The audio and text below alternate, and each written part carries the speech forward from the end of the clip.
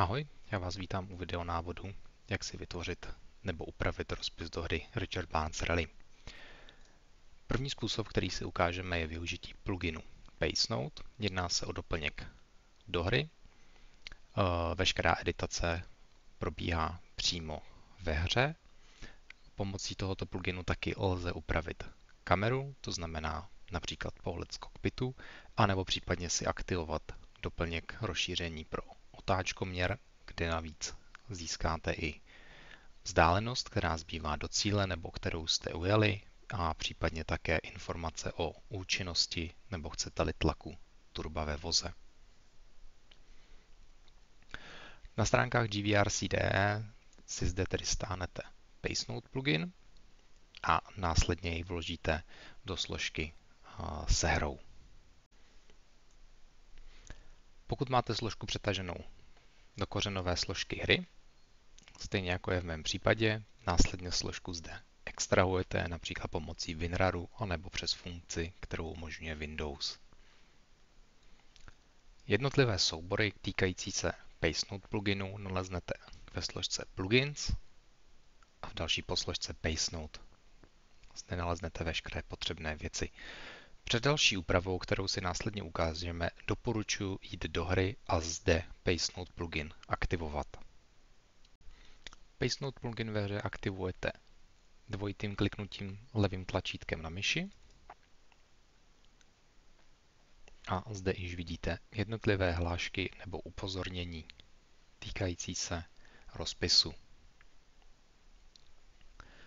Rovnou ukážu i možnost upravení například otáčkoměru, který je přes doplňky a full dash.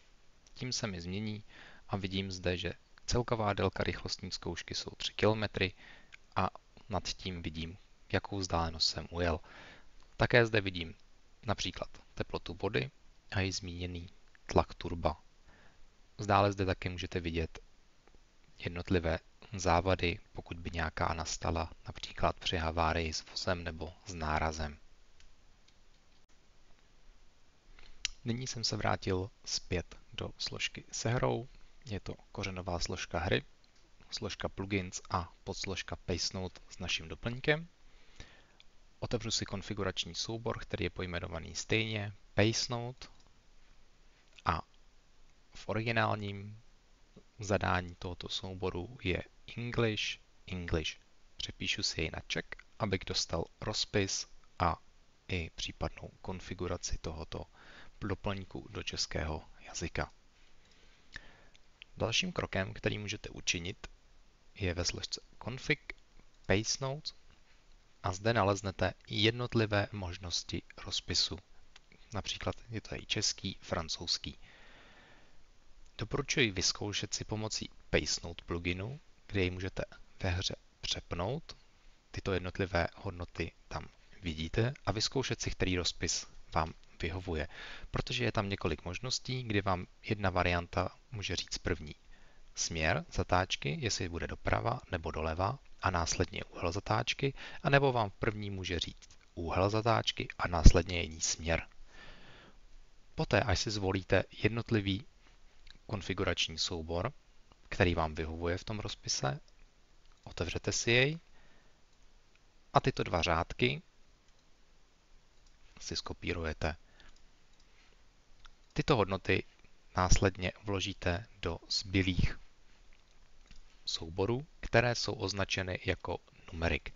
Tím máte zajištěno, že pokud by v základním rozpise jednotlivé RZty byl rozpis udělán jinak, například descriptive, tak vám to nikterak nebude vadit, vy budete mít nahraný ten svůj a nijak vás to nerozhodí.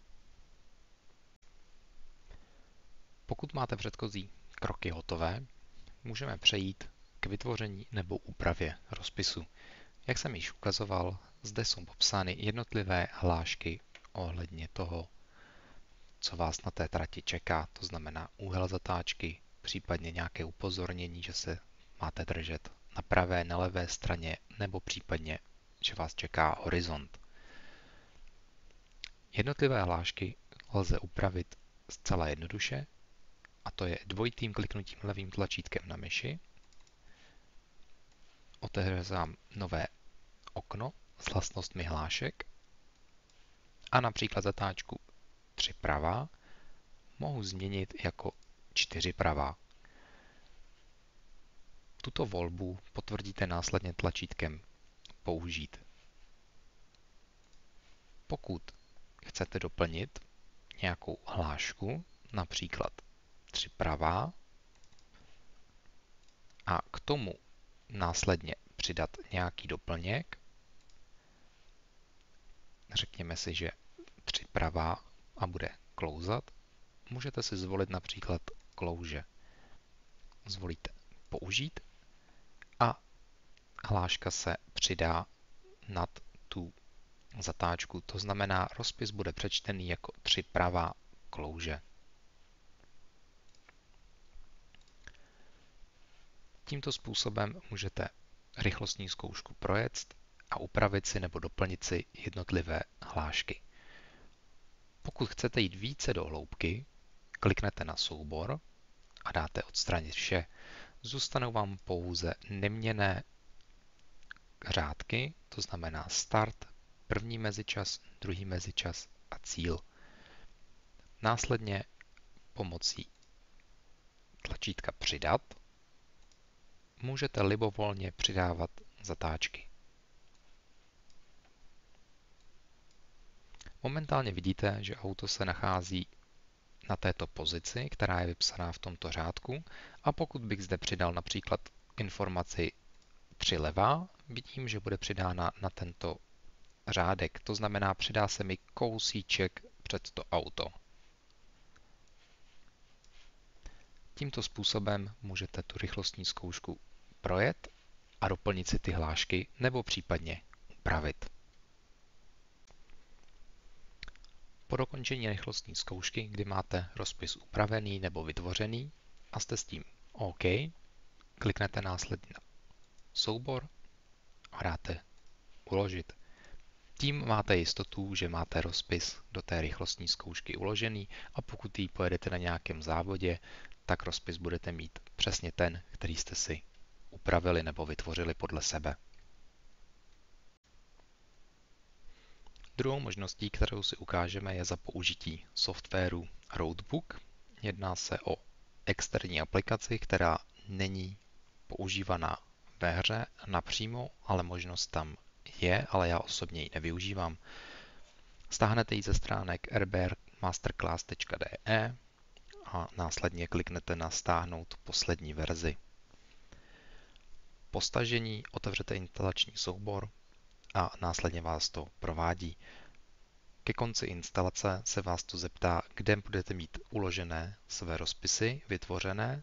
Tu složku si můžete například vytvořit přímo v kořenové složce hry a následně se to také v druhém kroku ptá na kořenovou složku hry, kde zvolíte, kde se nachází.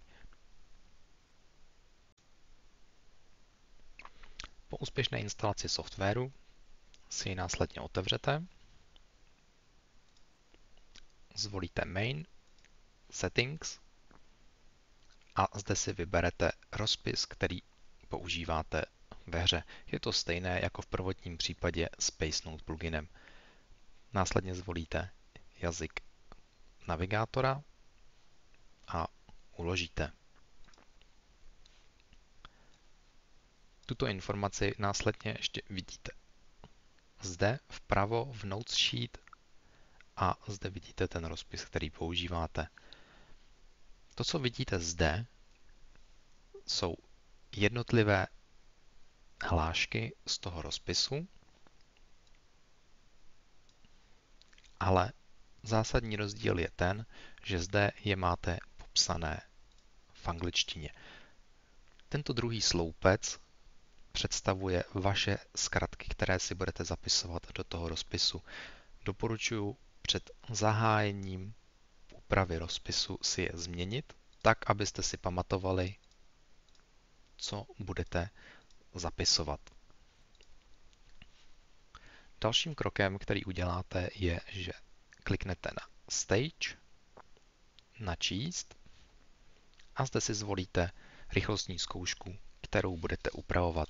Můžeme použít stejnou jako v prvotním příkladu, to znamená Bánov. Klikneme na Download a zde se nám rychlostní zkouška již stahuje.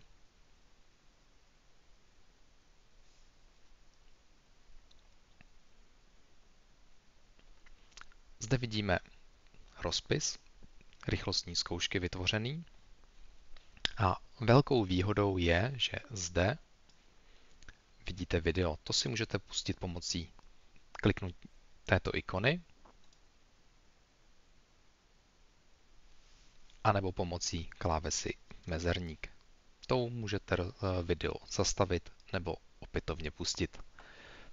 Zde také dole vidíme vizualizaci rychlostní zkoušky. Kolečkem myši si ji můžete oddálit nebo přiblížit a vidíte zde i v kterém místě na té rychlostní zkoušce máte zapsanou nějakou informaci.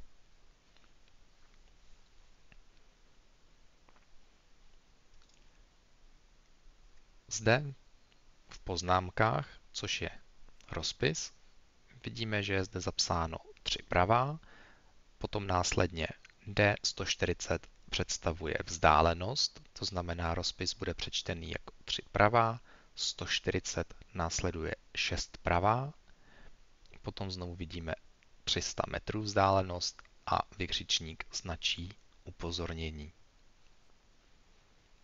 Pokud bych chtěl jakkoliv upravit,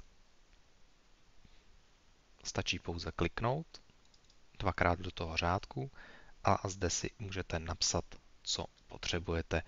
Například můžu si ponechat, že zprava, ale vím, že ta zatáčka v následném bodě utáhne. Pokud si to takhle tlačítkem myši přetáhnu, tak se nacházím na té zatáčce. Tady je 6 pravá. Kliknu do ní dvakrát a mohu si zde například napsat konec utáhne, nebo že zatáčka utáhne, anebo si zde můžu dát informaci, že se bude měnit povrch, to znamená, napíšu si tam na šoto. Vše, co do toho zapisujete, máte v těchto symbolech. To znamená, napíšu si 6 pravá utáhne a samotný software už mi napovídá. Tímto stejným způsobem můžete upravit anebo zcela odznova po kliknutí na tuto ikonu Delete vytvořit zcela nový rozpis dle sebe. Pokud s tím jste hotovi, kliknete zde na ikonu Export a do vámi určené složky si rozpis uložíte. Mohu si to pojmenovat libovolně tak, aby se vám to pamatovalo. Zde přichází jedna důležitá věc. Přípona souboru je .ini. Pro načtení rozpisu ve hře budete znovu potřebovat PaceNote plugin. V tomto případě ale jej potřebujete pouze proto, abyste si ten soubor načetli, konkrétně tedy ten rozpis, ale následně ten PaceNote plugin můžete využít i na tu editaci, jako jsme si ukazovali v předchozím případě. Po exportu rozpisu z Roadbooku zapnete rychlostní zkoušku, kliknete dvakrát levým tlačítkem myši, otevře se vám PaceNote plugin a následně zvolíte soubor a číst z BTB. Defaultně se vám otevře kořenová složka hry. Zde vidím svou složku, kterou jsem si zde vytvořil a zvolím si požadovaný rozpis. V našem případě je to tedy Bánov. Kliknu na OK a úspěšně načteno.